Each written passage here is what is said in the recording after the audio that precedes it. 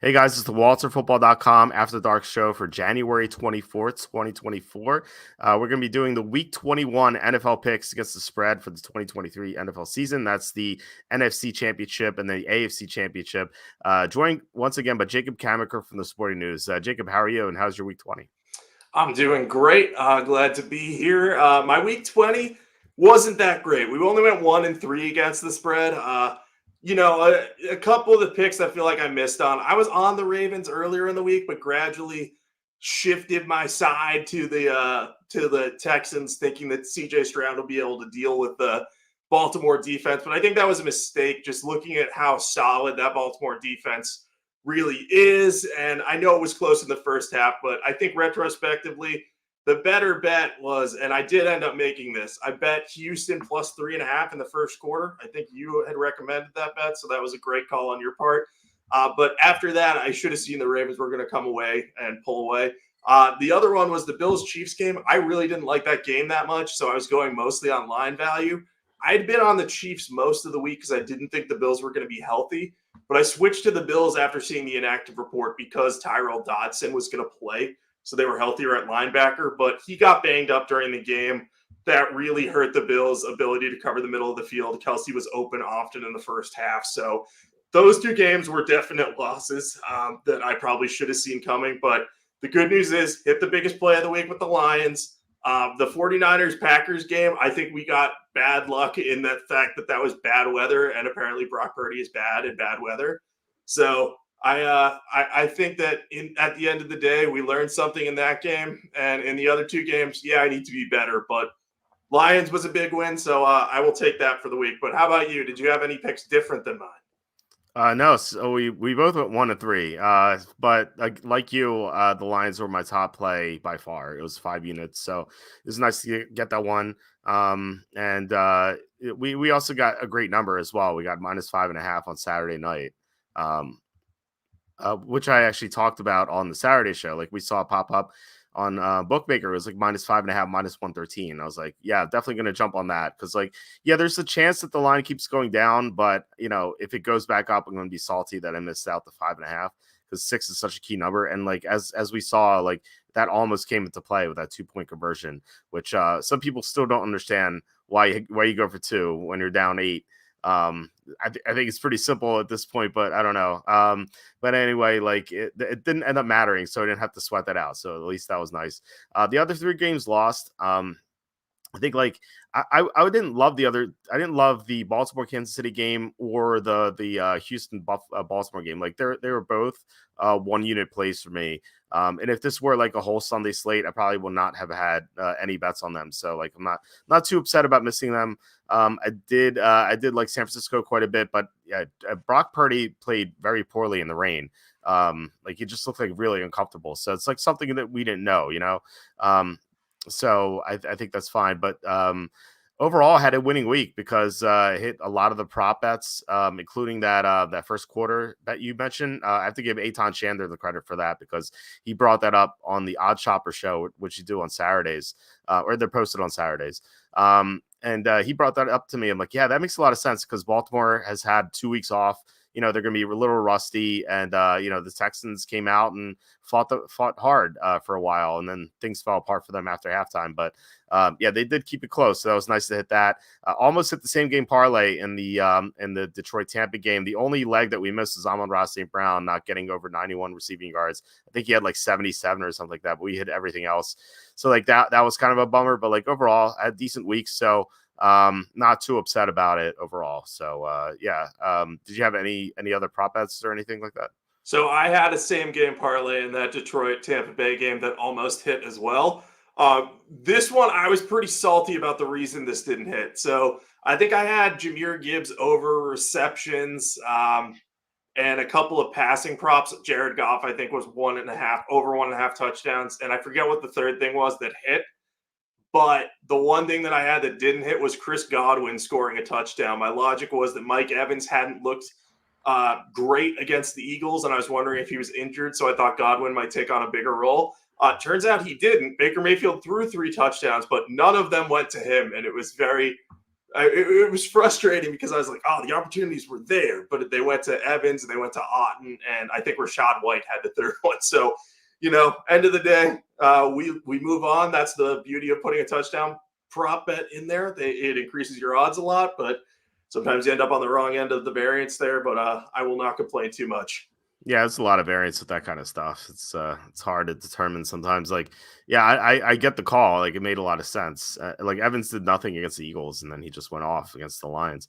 So Red Eye says, really think the early in-game injury to Debo cost the 49ers covering. That's another great point. As we saw during that 3-game skid where they didn't have Debo, like the Niners offense looked a lot different without him. Trent Williams is out too, but not having an electric player like Debo, I think that really hurts San Francisco as well. In games where Deebo Samuel plays 20 or fewer snaps this season, San Francisco is 0-5 against the spread. It's crazy. So you are dead on that is right. And that includes the game against the Packers. That 3-game stretch where he got hurt and missed the 2 games, all of those were failed covers, outright losses. And then the one in the last week of the season, you can take or leave because it was backups versus backups for most of the game in that one. But nonetheless, the 49ers, much worse without Debo on the field. He is very important to that unit. It was the monster Carson Wentz DFS game. Alan saying, asking, what's up with Tampa not calling timeout when the Lions snapped the last down earlier than they should have? Bowles just resigned on any chance in that game? Apparently so. I didn't even notice it. Like, then again, I was eating dinner at the time, and my son at the moment, he just turned 2, so he's entering that phase where he doesn't want to eat at all, and he runs around and like just refuses to sit at the table and cries if you put him at the table. So like we were dealing with that as the game was going on, and I figured the game was already over, so I actually stopped paying attention. But I guess like Todd Bowles stopped paying attention too. He didn't call timeout. I don't understand why he didn't. But I mean, you probably were paying more attention than I was. Do you have any insight on this? I was. The only game that I bowed out at the last few minutes of was the Baltimore game because that was such a blowout. And I was like, I'm going to go fix myself something to eat. I don't need to watch Dalvin Cook run all over this defense. But I was confused why they didn't call the timeout at first. And then obviously when they had the chance to do it with 37 seconds left, you think they might do it. But I almost wonder if there was like a head nod agreement with Dan Campbell. I don't know how coaches do this thing, but like all the Lions would have had to do on the last few plays of the game is just kind of run out 12 seconds, and then Tampa Bay wouldn't be able to do anything else.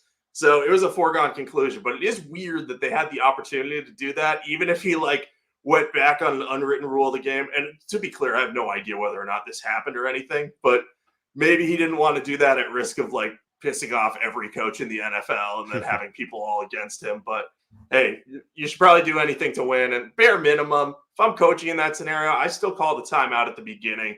Never take a timeout in the locker room when you at least have a chance to win the game. You never know. One botch snap can change everything. So, yeah, that was a head-scratching decision to say the least.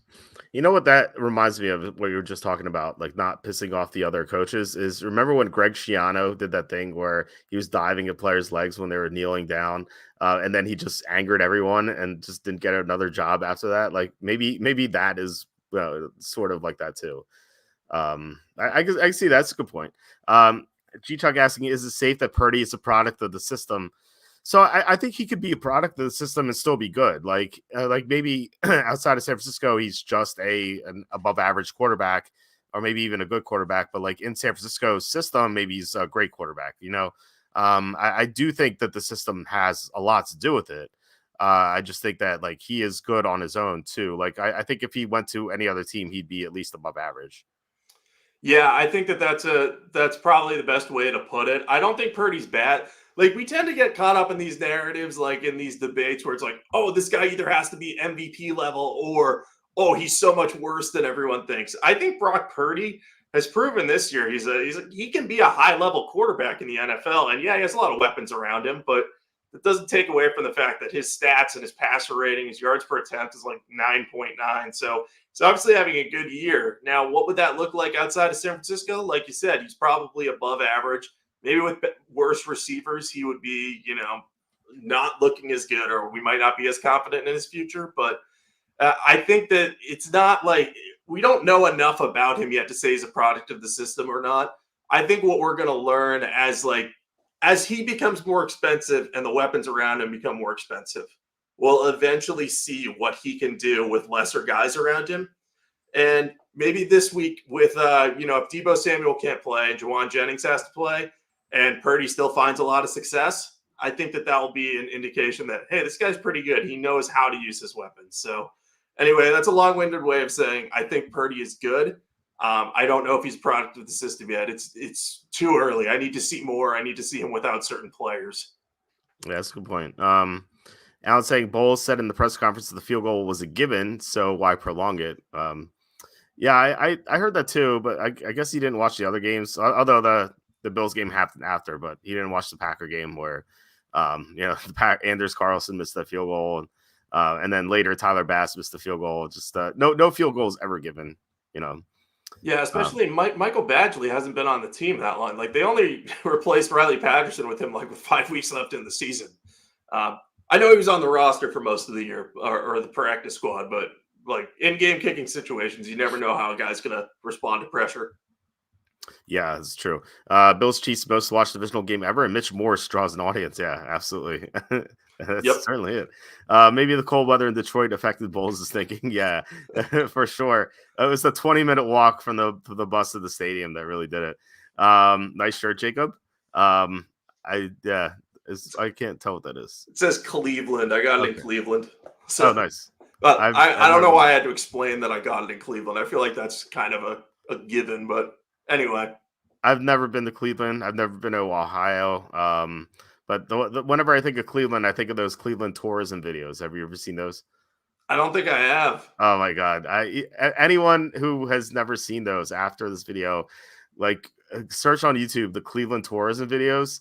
And they'll show it's kind of like a parody, but they'll show stuff around Cleveland. And they'll be like this is East Cleveland, and it's like you see homeless people walking around. So it's supposed to be it's like a fast paced tourism video where it's supposed to be sounding good, but they show all the crappy parts of Cleveland. It's it's this is the bay where all the fish died, and it's so funny. I highly recommend anyone watching that. I'll have to post it on the site later on. But personal opinion, swap Purdy and Baker, you get the same results.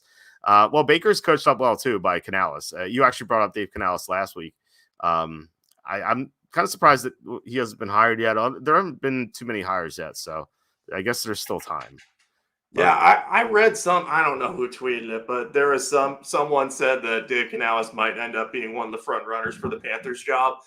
That would be the best thing that could happen for Bryce Young, getting a guy like that in there who knows how to coach up quarterbacks. That would do a lot of good. And, it wouldn't surprise me because Carolina might be looking within the division and be like, they're getting that out of Baker Mayfield after we got nothing from him last year. I could see that being the case. So yeah, big Dave Canales fan. Baker did a great job this year. I think Baker would do well with Shanahan too, though. So it's an interesting debate for sure. Yeah, I think so. John's saying Tyler Bass received multiple death threats. That's kind of crazy. I don't know. I don't see how you take a football game that seriously. I don't get it. But it wasn't the wind, as Mike's saying. The field goal was dead center. The wind blew it to the right. It wasn't it was 44-yard field goal. You have to hit it, but the environment wasn't great. There was a win there. So, man, I don't know. I can't imagine ever caring that much. When we lost that huge play when Mac Jones took that safety. I never that never even popped in my head to send him a death threat. It's my pick of the month and everything like that. I don't know. It's just a bummer, but you just move on with your life. It's not the end all be all, Yeah, that no one should ever be sent death threats for something related to a sports game or anything like that. Maybe you joke to the people around you. You're like, "Oh, Tyler Bass missed the field goal. I'm gonna go after him. I'm gonna beat him up or something." But no, it's really not that serious. And I remember the first time I ever saw that happen. I want to say it was the Boise State kicker. This is the first time I remember it missed a chip shot field goal. and he got death threats. And I remember being like, this dude's just and I was way younger than him at the time, but I was like, this dude's just a college kid. Like, why are you giving him death threats for missing? And like you said, the conditions weren't great. And, that loss isn't entirely on Bass. Like, Josh Allen needed to make a couple of throws there at the end of the game. And he missed the guy open down the seam. I didn't hate that one. But third down, you needed to just gain at least some yardage to give yourself a better chance. And it didn't do that. So it's never one guy. And you should never just. Death threats are so stupid for this type of thing. It doesn't matter. Yeah, that college story is kind of crazy because he's not even paid. Not that it's right to do that to Bass, but like some 20-year-old kid who's not getting a single dime. That's insane. Let's see what to say. CHR was saying the Kirk Cousins curse is about to strike San Francisco when they face the Lions. No team has lost to Cousins and played in the Super Bowl the same year. So yeah, that's definitely still alive. Mike says Canales going to the Titans. Didn't the Titans hire they said they're finalizing a deal with Callahan. I don't know if that's official yet. Yeah, I don't think they've officially hired Brian Callahan, but he's the guy there. Similar sounding last name, so maybe that's what you're thinking there, Mike. I thought the Callahan hire. I'm glad that the Titans are going offense if they're getting rid of Vrabel. I mean, that was obviously their goal, but there are some guys that would hire ahead of Brian Callahan, but I don't think it's like the worst move by any stretch. Yeah, I just think getting rid of Vrabel is a bad idea in general. But agreed. Yeah, just saying Norwood 2.0. Yeah, definitely. Let's see. Soonrider says the kick looked like caught a healthy gust late, and the dome is good. I think probably yes. Alan says Bills fans lived there for several years. They're unreasonable. I know one Bills fan personally, and he was. I thought he was like a normal dude, and then it turned out he was pretty crazy. So, like legitimately crazy. So yeah, maybe agree with that, but it's a small sample size for me. So Diggs needed to make those catches. Yeah, Diggs needed to make that catch too. Like it wasn't Josh Allen or Tyler Bass, it was Stephon Diggs too. So it was that drop. He has to make that. Like Diggs complained so much late in the year that he wasn't getting the ball, and then he gets the ball and he drops it. So yeah. Let's see. Callahan, I got them mixed up. Yep. It took Harbaugh 6 years to be at Ohio State, so the Chiefs better look out in 2030. Yep. That's one way to look at it, man. Yeah, well, you eventually later, better late than never. The Blair Walsh miss was much worse than the Bass miss. And that was a win too, right? So I don't know. Yeah, that one destroyed Walsh's confidence. I felt bad for him after that. Like he tried to make it in the league, and I think he did. I think he caught on with the Seahawks for a bit. But like he had been, I don't know if he was an All-Pro level or a Pro Bowl level, but after that miss, he just was never quite the same. Yeah, that's for sure. And then Alan says, ever since Diggs started dressed for a runaway show, his stats sucked. I was not familiar with this at all. I haven't been paying attention to never pay attention to anything the players wear. I wasn't aware of this, but I don't know. I guess maybe he's preoccupied with something else. I don't know. Yeah, I don't know. I don't pay attention to the outfits either, to be completely honest. John here is saying he's a Bills fan. Lived through wide right, forward pass, Hail Murray, 13 seconds, 12 men on the field, and now wide right again. At least you guys do have good wings. I've never been to actual Buffalo, but I was just outside of Buffalo, probably like an hour, and I had like the best Buffalo fingers I've ever had. They didn't have wings in the restaurant. I would have gotten wings if they did, but man, those Buffalo fingers were great.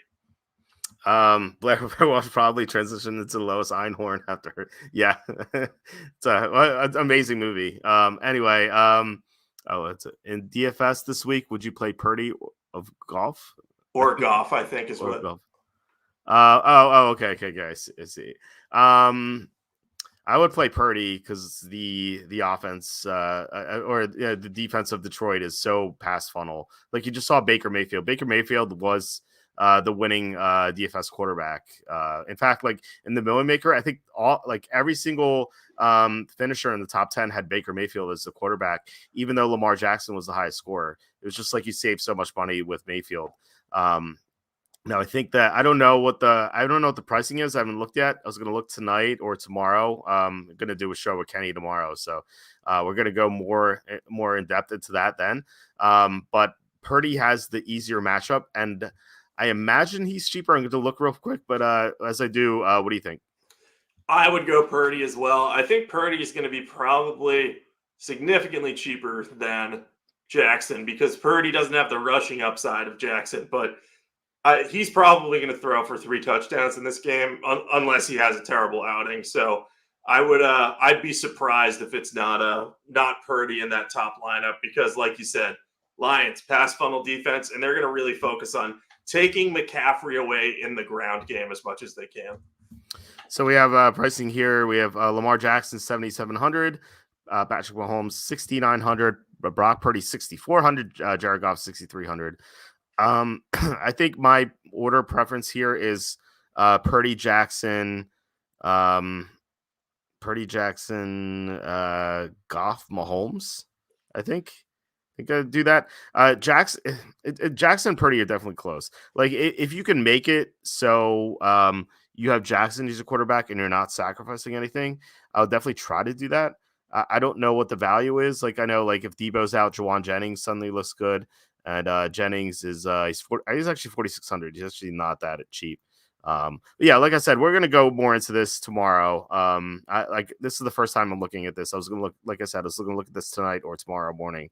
But yeah. But any quick thoughts before we get to the picks on this? Yeah, I totally agree with you. Same power rankings of quarterbacks there. I would avoid Goff. I played him last week instead of Mayfield and ended up regretting it. It's not that he won't put up numbers, but Detroit just really likes to run the ball in the red zone, and it just feels like Jahmyr Gibbs is live for some touchdowns in this one, or David Montgomery if they get inside the 5. So I would probably avoid Goff, and I wouldn't play Mahomes either, just not against that Baltimore defense.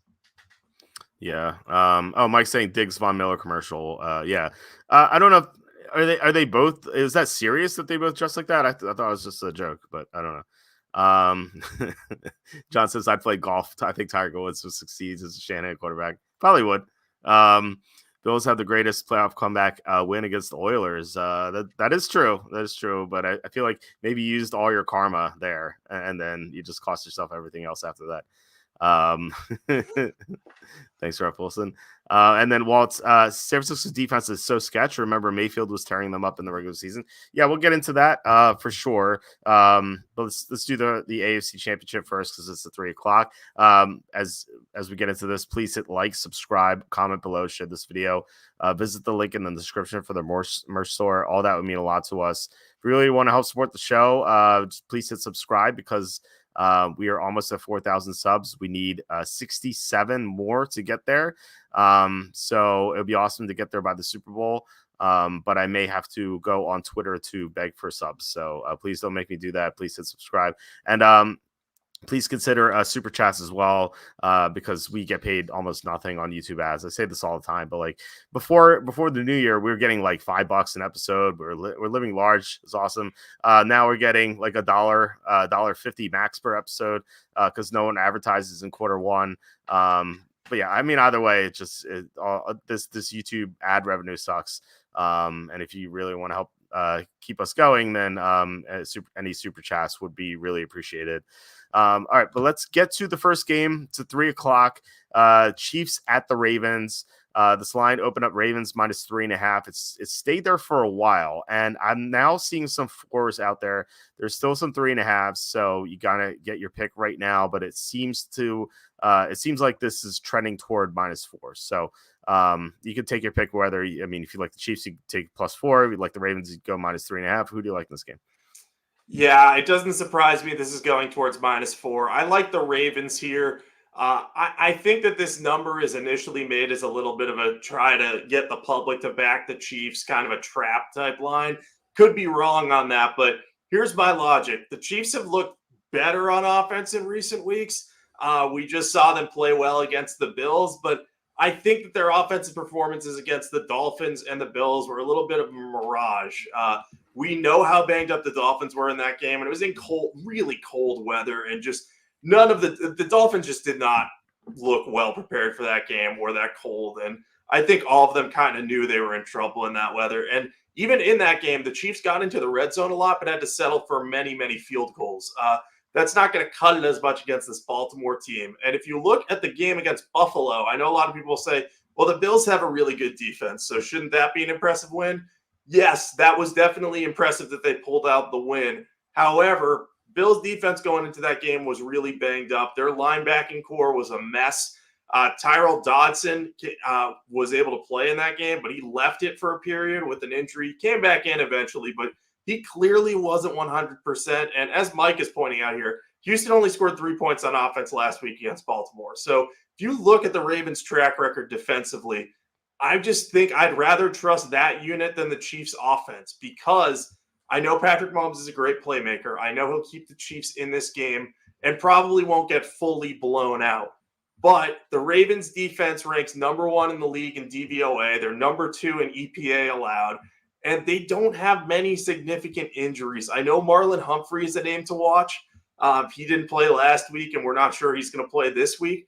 But even so, if you look at the receiving weapons the Chiefs have, it's Rashee Rice, it's Travis Kelce, and then really a bunch of nothing. Marquez Valdez-Scantling showed up last week, but there's no guarantee. He's so inconsistent. He's prone to drops. I think that the Ravens are really going to try to take away Rice and Kelce and say, Patrick Mahomes, you have to beat us without your top weapons. And I know some will look at Isaiah Pacheco and say, hey, the Ravens have allowed 100-yard rushers in like 4 of their last 5 games, I think. Yeah, that's true. It's because they've been playing against in closer games, I think, and at least games that have been close in the first half. But they shut down Devin Singletary last week. I think they'll be up to the task of slowing Pacheco. And I know that the Chiefs have a good defense, but I think that Lamar Jackson is going to have the juice and the weapons to kind of find ways to beat them. And we saw last week the Chiefs struggled to contain Josh Allen scrambling.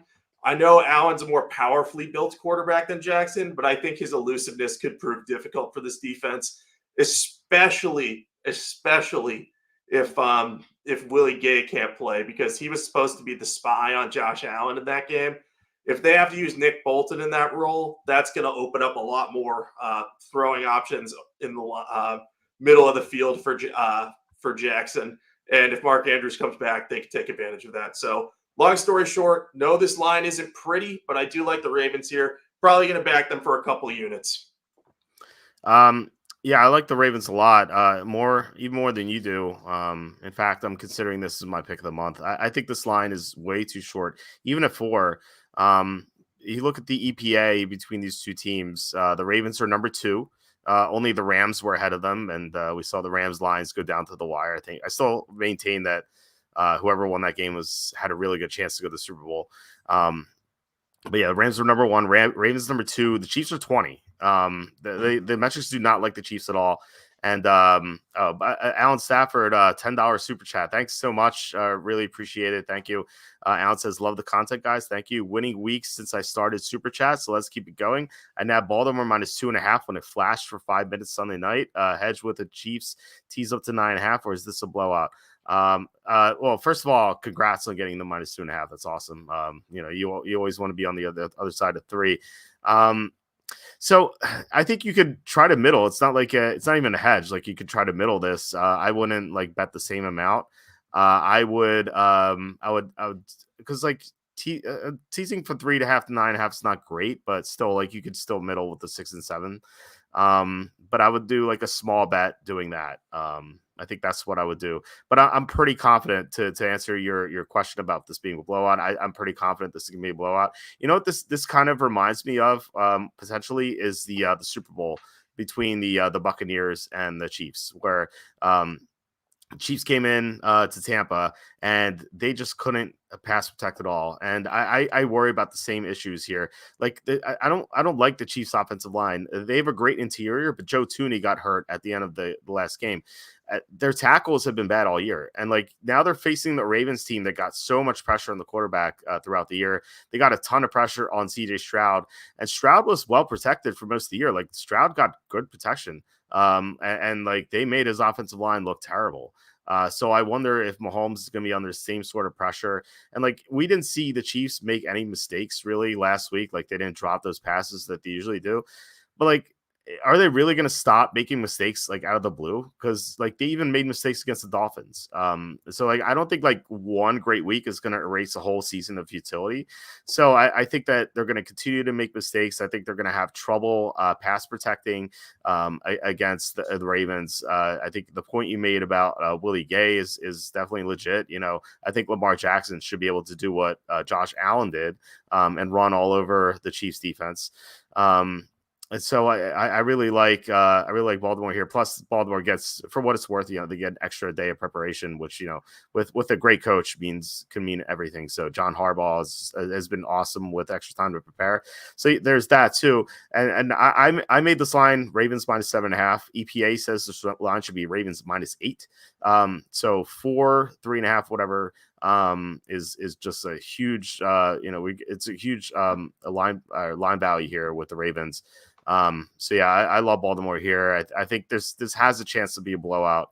But to answer Alan's question again, like I said, I'm pretty confident with -2.5, but you could try to middle with a small wager there.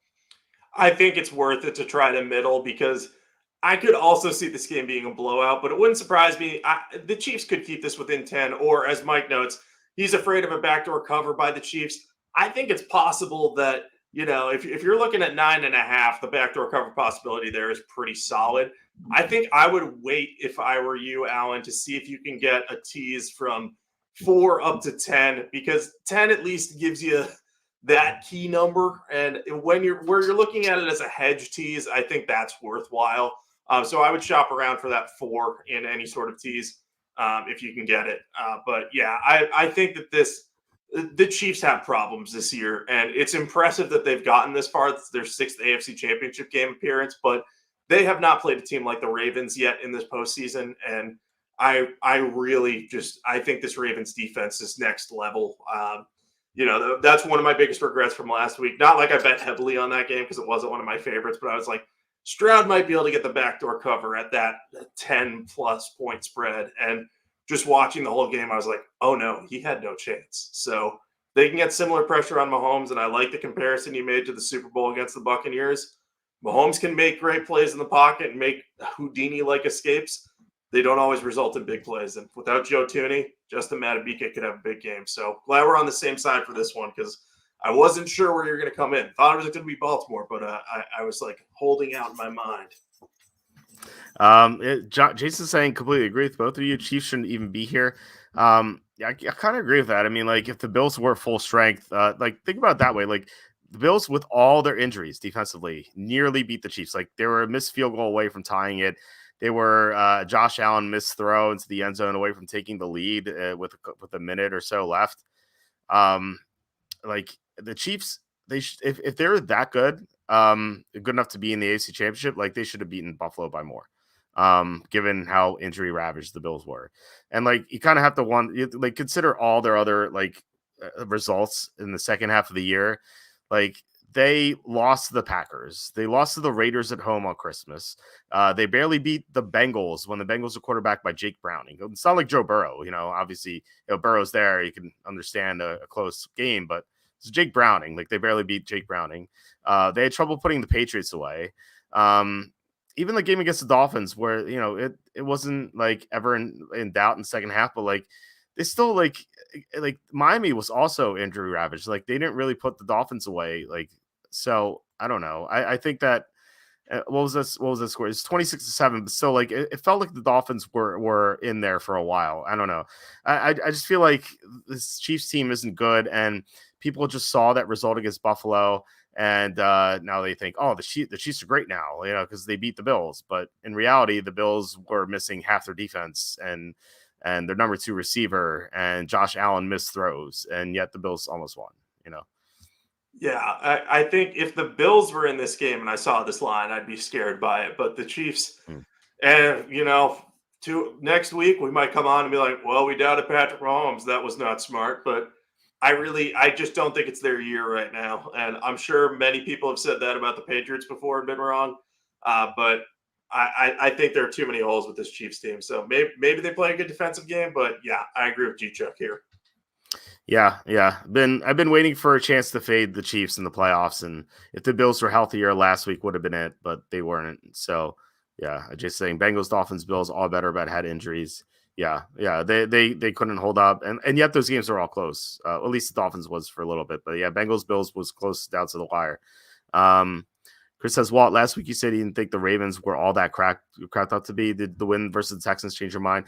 Yeah, I mean, I think I underestimated their pass rush. And they played a lot better against the run. So, like, when I said that, I was looking at the metrics, and the metrics said they were the fifth worst team against the run, which, like, I like kind of blame myself for just looking at the numbers and not really looking at the results. They did allow 100 yards on the ground to Kyron Williams, and I think there was another team that had 100 rushing yards against them as well. But overall, like they're better than that too. And I don't know. I just think that like some of the like the way that they just like dismantled teams. I think that they're definitely better than I thought. So I'm gonna backtrack on that for sure. Um, Zurita says, notice the Ravens were kind of weak to quarterback scrambles this year.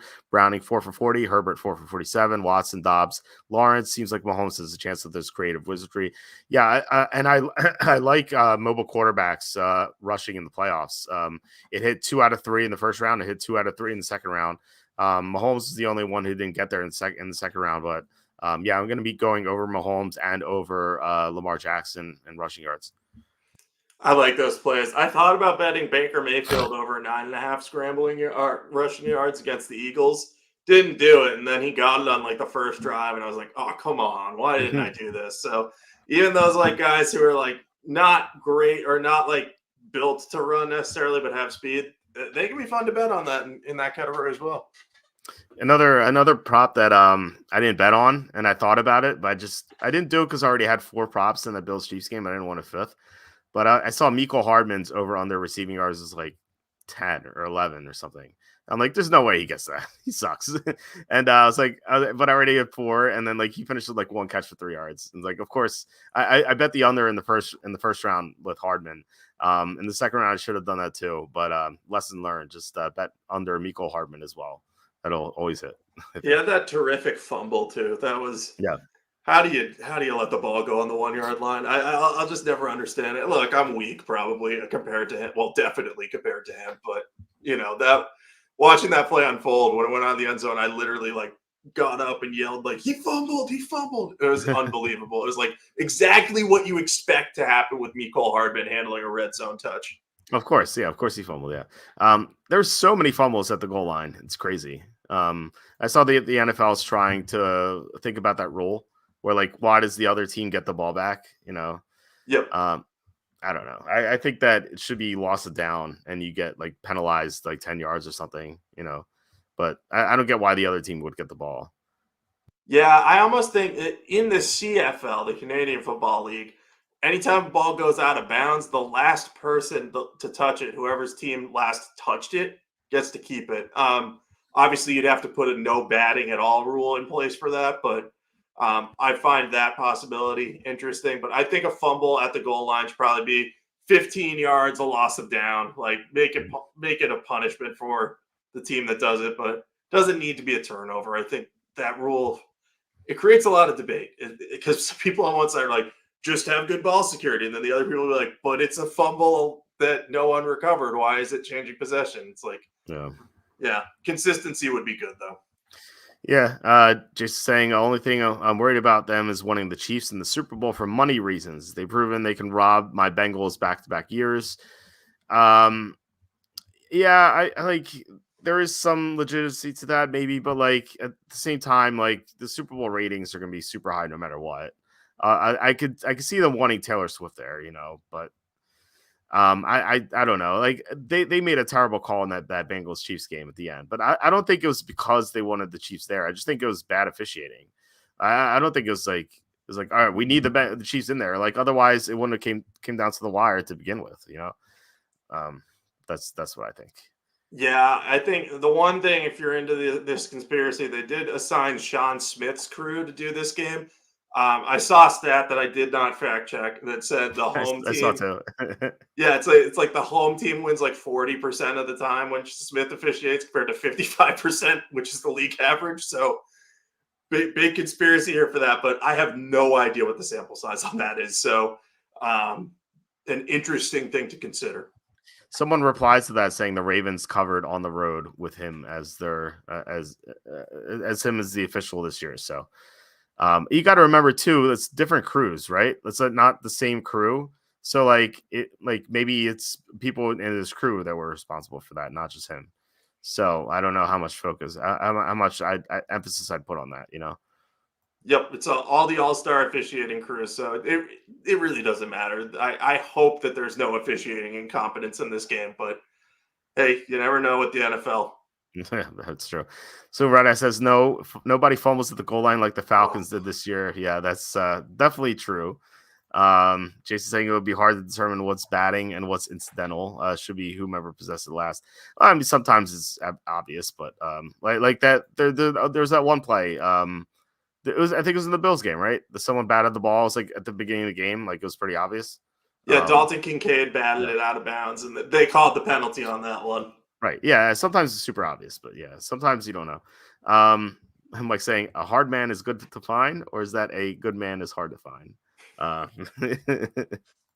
um, John says they probably keep that rule because it creates a lot of debate. Yeah, I guess so. Yeah, Don Kincaid. Yeah. So all right. So we have one more game here. It's the NFC Championship. This game opened up 49ers -7. In fact, it was 49ers -7 before the Tampa Detroit game, which we discussed on Saturday night. So yeah, this line's at 49ers. These teams haven't met for a while. It was, I think, the last time they met was that week 1 game. Like was it like 3 years ago at this point, where the Niners were up way big and then the Lions came back in a garbage time cover. Yeah, they haven't seen each other since. They almost did last year when the Lions were almost the number 7 seed and they would have played the Niners, but Seattle was. So Detroit avoided them there. But now we finally get that matchup. So who do you like in this game?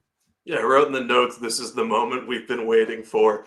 Yeah. I said in the Sporting News chat that we have while we decide what we're doing, I dropped like this bombshell before the season where I just wrote, there are not 2 teams in the NFC better than the Detroit Lions. Naturally, at the time, everyone was all over the Eagles and 49ers, and we're like, are you insane? Like, what is wrong with you? There's a lot of Jared Goff slander. People made like, these are all my coworkers, so it's all good fun, but people made like memes of like a grave that was like, here lies Jacob Camenker's mentions. He thought there were 2 teams better than the Lions in the NFC. So consider this the victory lap for that statement. Took a lot to get here. That game against the Rams was very stressful. And then Buccaneers first half, I started to get worried, but they pulled through. Now they're here. And I think that they'll give the 49ers a good fight. I like the Lions here. The logic behind this, it's all about how the Lions match up with the 49ers. This is more of a strength on strength matchup than the other games, and weakness on weakness, or maybe not weakness on weakness in full, but we talked about this earlier in discussing the DFS stuff, but the Lions are a pass funnel defense, and if Brock Purdy is playing without Deebo Samuel, it's going to be harder for them to take advantage of that in full. That's not to say that Brandon Ayuk isn't going to do well, that Juwan Jennings isn't going to do well, or that George Kittle's not going to make some plays. We know that the Lions give up a lot of big pass plays. But the big thing is, if they can slow down Christian McCaffrey, take him out of the game from a running standpoint, as much as you can for McCaffrey, and force Purdy to beat them, that might be enough to slow down this 49ers offense, or at least put pressure on Brock Purdy to produce. And then we'll see how he responds against a defense that, has some holes, but they also have some good pass rushers. Aiden Hutchinson can be, a pretty threatening force on the edge. And the 49ers offensive line outside of Trent Williams is a little bit suspect. Trent Williams, we saw in those 2 games this season that he missed. Without him, that line was really in shambles and Purdy struggled. So without Deebo and against this defense, if the Lions can get after Purdy, I like their chances of keeping this close. And on the other side of it, the Lions have a great offensive line that can kind of take away San Francisco's pass rushing pressure.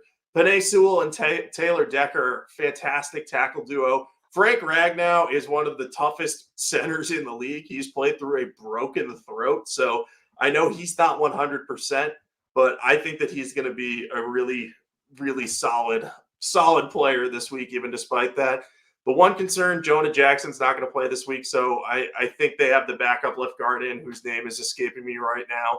I think it's Kayode is his first name. I can't remember his last name. I apologize for that. But, if you're missing one starter on your offensive line, I think you're okay if you're the Lions. The rest of the unit should be able to patch that. Now, if Ragnow were hurt worse and couldn't play, that would be a problem. But I don't see that being the issue. Anyway, with all that said, I think that offensive line is going to mitigate the pass rush, give Jared Goff time to throw and really take advantage of the San Francisco cornerbacks, which are the weakest part of the defense. We saw Ambry Thomas really struggle against Jordan Love and the Packers last week. I'd be surprised if Ben Johnson doesn't come up with a plan to kind of attack him in this one. And then the other part of the offensive line is it's going to open up some lanes for Jahmyr Gibbs to make plays. We saw him rack up, I think, 114 total yards last week against the Buccaneers, despite not really doing a whole lot in the first half. He is just so hard to tackle. He has great speed, elusiveness, and he's going to be the perfect guy to help test that great 49ers linebacking core and maybe open up the middle of the field a little bit more for Sam Laporta. So I think the combination of those two rookies could end up testing the 49ers defense more than people think. So all that's to say, I just think this line is too high. I'm not guaranteeing the Lions are going to win this, but I think they're a good matchup for San Francisco. And as I mentioned earlier, 49ers, if Deebo Samuel plays less than 20 snaps, are 0-5 against the spread this year. He might try to play through this, but if he's at less than 100% or is only out there a limited amount of time, it's going to become harder for them to maybe not win, but cover this 7-point spread. So give me the Lions. I will be backing them pretty heavily here, going with them for 3 to 4 units to set up what I'm hoping is going to be a Ravens versus Lions Super Bowl. Well, I actually already bet this one. And if you listen on Saturday, you will know which side I bet. But before I get to that, we have a bunch of comments I want to get to. Carter says, just joining Ravens will be my biggest bet of the year. Feels dumb against Mahomes, but they are the Ravens. The Ravens are the better team by a mile. Yeah, we definitely agree with that. Any status on Deebo? I saw he's 50-50 to play right now. There haven't been any practice reports yet because these teams won't practice until tomorrow. So, and plus, like Wednesday's practice, you never know. So he's almost certainly going to miss Wednesday's practice. So like Thursday, Friday will be key, I think. But yeah, I mean, even if he does play, he may not be 100%. Just keep that in mind as well. So Reda says, with Ragnow playing center on one leg, how does Jacob assess the outlines offensive line for this contest? Yeah, Jacob mentioned that. I'll say this about like Jonah Jackson. Like, I feel like he's the weakest link on that offensive line. Like, he's not bad by any means, but like, I don't think he's a great player either.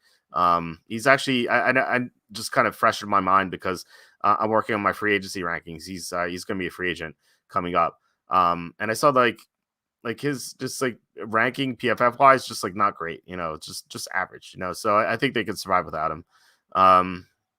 It says Alan asking, any worries with Goff outdoors in good weather, familiar stadium opponent for when he was in LA. Yeah. The weather is something I looked at right away. Cause like the weather can change, very quickly, but I wanted to get like an idea of how this would be. Cause I didn't want to see like 40 degrees and rainy or anything like that. But it's, right now, the weather forecast is 70 degrees, partly cloudy, and light wind, which is basically an indoor stadium. Jared Goff's going to feel like he's indoors, so no issues there.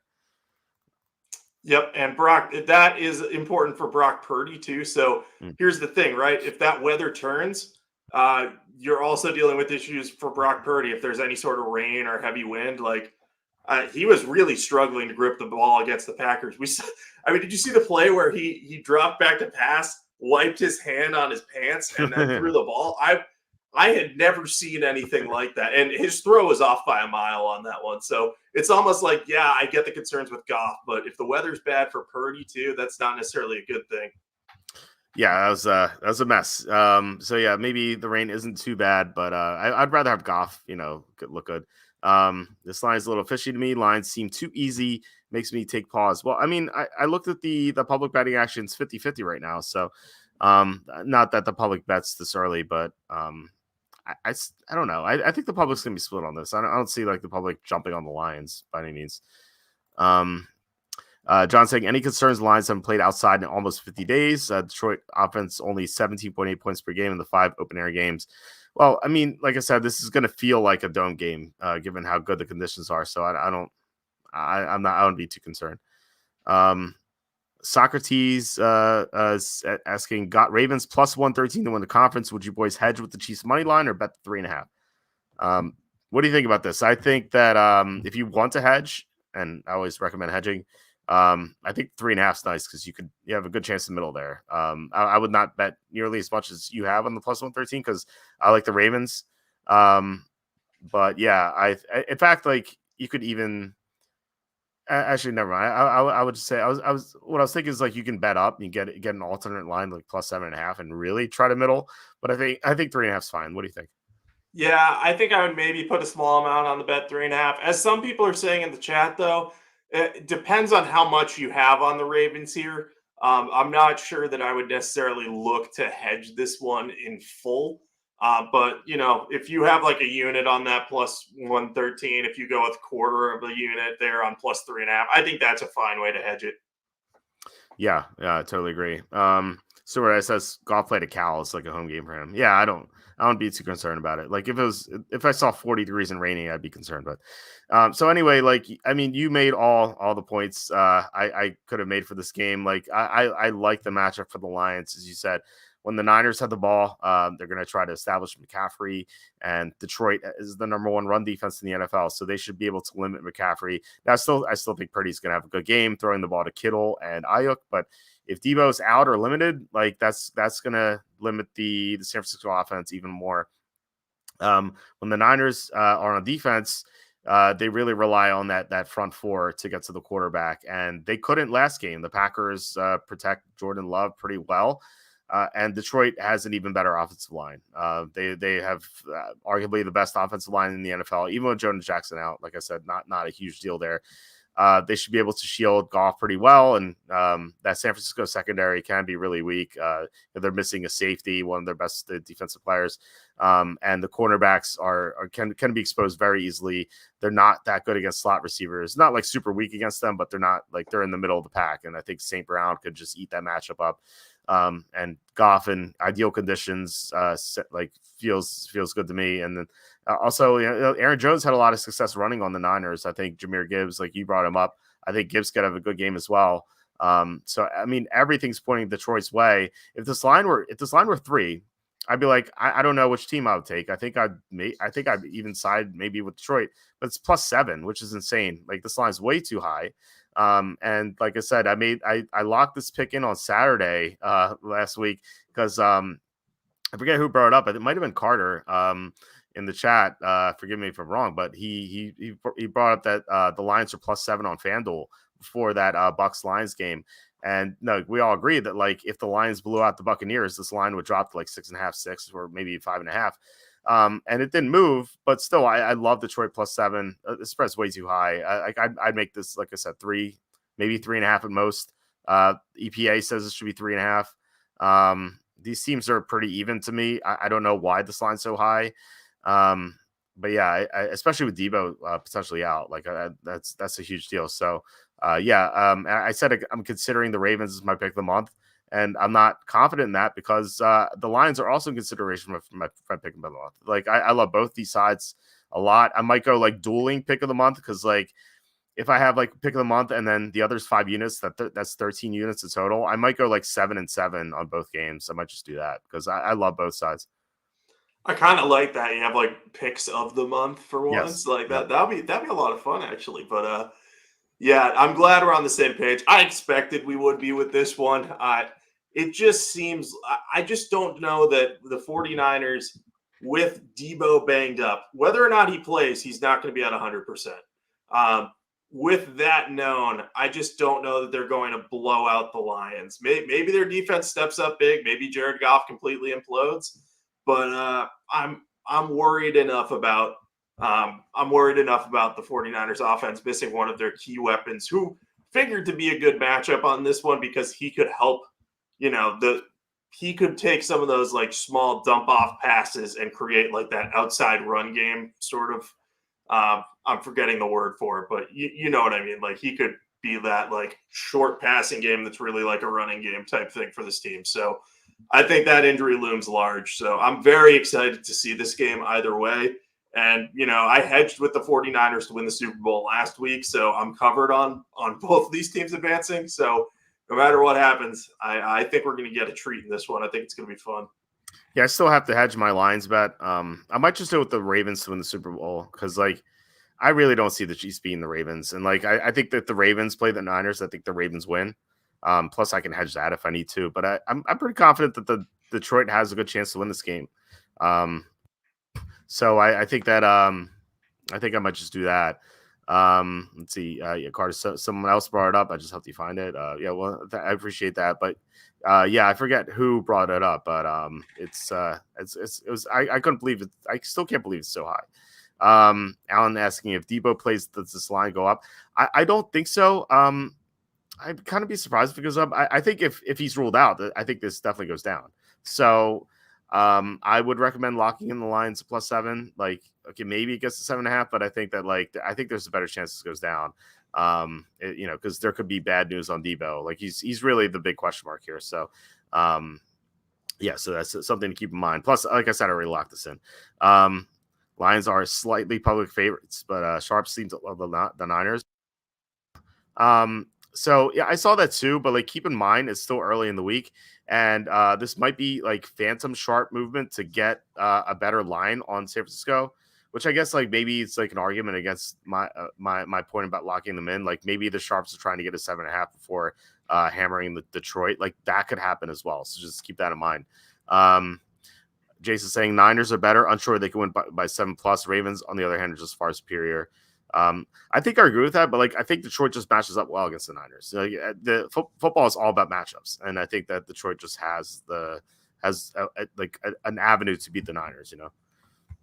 Yeah, and I think if you want a comparison, if you look at what the Packers did to the 49ers last week, now the Packers and Lions aren't a perfect matchup, but the Packers have a pretty good pass rush, and they got after Brock Purdy and kind of rattled him. And I kind of expect that the Lions might be able to do the same, especially if they can take Christian McCaffrey away, and they'll do that better than what the Packers did. So I know that was a weather game too, so there's a lot of dissimilarities, but I think that this, as you said, it's just a good matchup, and this is one we've been kind of foaming at the mouth for since last year. When we were like, man, if the Lions get in as a 7 seed, I think they cover against the 49ers. Well, here we are more than a year later, and now we're finally getting it. We're getting a 7. I think that I just think that the Lions are the right side. And even if the 49ers win and are winning big, you still have the chance of a backdoor cover.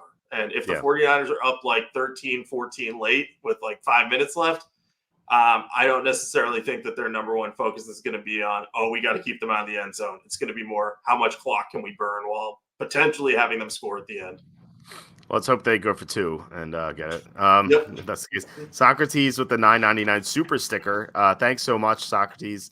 Do you have any questions or comments to deal with this? But to add to this, but yeah, thanks so much. Really appreciate it. Like I said, these YouTube ads this really suck.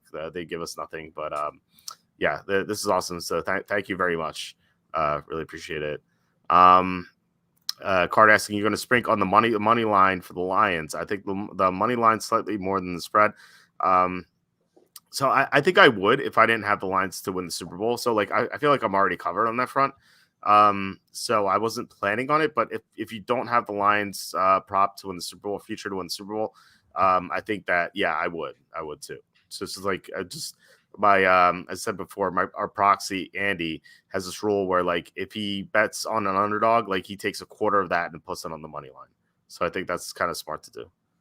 Yeah, I like that plan. If you don't have a Lions future Super Bowl bet, I would 100% do that as well. But I am very much holding hope that our Lions futures stay alive so I can then hedge with the Ravens likely in the Super Bowl. I don't want to hedge until we get there, though, because I'm going to try to middle that with some alternate line if it comes to it. But that's getting far ahead of myself. John said, Shanahan's just 5 quarterbacks to be safe to be on the safe side. Yeah, for sure. Carter says, I lean Lions, but when 49ers win, they win big. If the defense can't stop the Niners, they could just score all day. Well, I mean, well, first of all, the Niners only won by 3 last week. And I think the Packers and Lions are kind of similar. And like, I think the Detroit defense could stop McCaffrey. And like, if Debo's not playing, I think that the offense is going to be limited. So I think they can stop him. Let's see here. I worry about the 49ers playoff experience versus the Lions lack thereof. I don't think I'd be too worried about that. Like Jared Goff has been in the Super Bowl, you know. I think they're going to be fine. Like it's not like the Niners have that much experience either. Like they've never been past this point, you know. Yeah, and it's worth noting the Packers are, I think, the 4th youngest team in the NFL or somewhere thereabouts, and they gave San Francisco a real run for their money last week. So if they can keep it close, I think the Lions can do the same. Yeah, they went into Dallas and slaughtered Dallas, even though like Dallas had more playoff experience than them. So Reddit says Ravens -3.5 and Lions money line parlay plus 587 at Caesars. Kind of like that. I might.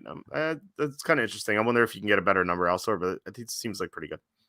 Yeah, that's a fun one to do for sure. If you're willing to just put a quarter of a unit or whatever you have on there, that one might end up paying off. Yeah, and if the Ravens hit, you can even hedge that too. So, or try to middle. But yeah, I think that's about it. So all the comments we've had. Thank you so much for the super chats, guys. Alan, thank you very much for your $10. And Socrates, thank you for the $9.99 super sticker. Really appreciate it. And like I said, Socrates, if you have anything to add, definitely do that. If we're off the air by the time you say it, I'll post it on the next show that we do. But yeah, thanks so much, guys, for watching and commenting. I really appreciate it. Like I said last week, like the community here has grown so much. Like feels like we have so much more interaction this year than before. So it's really awesome to see. Yeah, it's just great. Yeah, you guys make it fun to do this. It's fun just talking shop with you, Walt, but also getting all of the usual customers in and hearing the opinions. It's good. It's good to have a sounding board. It's good to have a chat versus us too. Like that's been a theme and fun as Mike has tracked at times this year. So hey, let's keep it going. Let's hope we have a good week. Let's hope we get some good games. Let's hope we cover all these bets. Yeah, for sure. Carter asking how many more shows are there? Will you do pre-Super Bowl too? Wednesday. Okay, so Wednesday with Kenny, we're gonna have DFS for this upcoming weekend. Thursday with Quacky, as far as I know, he's gonna be on. So Thursday thoughts, even if he's not available for whatever reason, they'll still be on. Saturday notes. So usually like right before midnight on Saturday, we go live with the final show of the week. So we'll have that, and then I mean, we'll be on next week as well. I don't know what we're going to talk about. Maybe there will be some coaching hires and stuff like that. But yeah, we'll do a show next week as well. I'm not sure about a DFS next week because there's really nothing. But yeah, I mean, we'll have a DFS show ahead of the Super Bowl on Wednesday, and we'll be back the Tuesday before the Super Bowl as well, and then Thursday thoughts, and then Saturday notes for the Super Bowl. So yeah, we're gonna have a ton of shows here. So definitely check back. Yeah, we got a lot of fun stuff going on. I'm sure we'll do some Super Bowl prop bets too. We'll see if we can find one as fun as will Andy Reid eat a cheeseburger after winning the Super Bowl. Hopefully we get something like that. But there's always great stuff to see out of the Super Bowl. And I'm assuming we're going to get some more coaching hires. So maybe we go in depth with that next week in addition to a mini Super Bowl look ahead or something along those lines. But rest assured, we will be here. Yeah, I'd be surprised if there aren't more coaching hires. So yeah, Sumer asking ETA for Thursday. Well, it depends on Quacky, but usually if there's no game, it's gonna be between 10:30 and 11 start, kind of like today. So yeah, it'll be around there. Yeah, you have to work between diaper changes. My kids, knock on wood, my kids tend to sleep pretty well at night. So my daughter only wakes up usually once per night. She's only 5 months old. And she has to go eat. But yeah, I change her diaper and then I give her to my wife who feeds her. But yeah, that's the only time at night I change my kids' diapers. So it's a different story during the day. My daughter doesn't sleep at all during the day, so luckily she just sleeps at night, so it's at least good there. But Quacky's still mourning Green Bay. I don't. Yeah, we'll see. I don't know. Like Quacky, I think is. We'll see if he's gotten over it, but I think he has. He's suffered his fair share of bad defeats with the Packers over the years. He texted us immediately when Anders Carlson missed the field goal. He goes, "They've lost. It's over." And lo and behold, he was right. Yep. Quacky has to attend the Packers playoff memorial service. John saying we'll be talking about why the Chiefs just won't die. Yeah. Well, hopefully not. Hopefully the Ravens take care of business and the Lions pull the upset. That'd be awesome. But yeah, anyway, once again, thanks for commenting and watching. Really appreciate you guys. But yeah, we'll be back tomorrow with Kenny. And once again, please hit like, subscribe, comment below, and share this video. Like all that would mean a lot to us. Jacob, do you have anything to plug? Yeah, you can check out my work over at sportingnews.com. I will have all the latest NFL news, analysis, and anything more you could want on the playoff games this week over there. You can follow me on social media as well. I will try to tweet out my picks for the week. I do not imagine them changing, though. So if you don't see anything from me, you can assume that I'm going to be sticking with the Ravens and the Lions. I only say that because I forgot to tweet my picks until 3:05 this past Sunday, and I still got I went 1-1, so it was no big deal. But I felt bad about that. So this week I'm probably going to lock these in early, just to go along for the ride. But yeah, I'll share my thoughts on all things NFL there. And if you got questions, send them my way. I will try to answer them if I see them. All right, sounds good. Yeah, it was great doing another picks episode with you, Jacob. And yeah, can't wait for the Super Bowl. Hopefully our two teams get there. But yeah, I'll talk to you next week. All right, sounds good. Talk to you then. Bye-bye.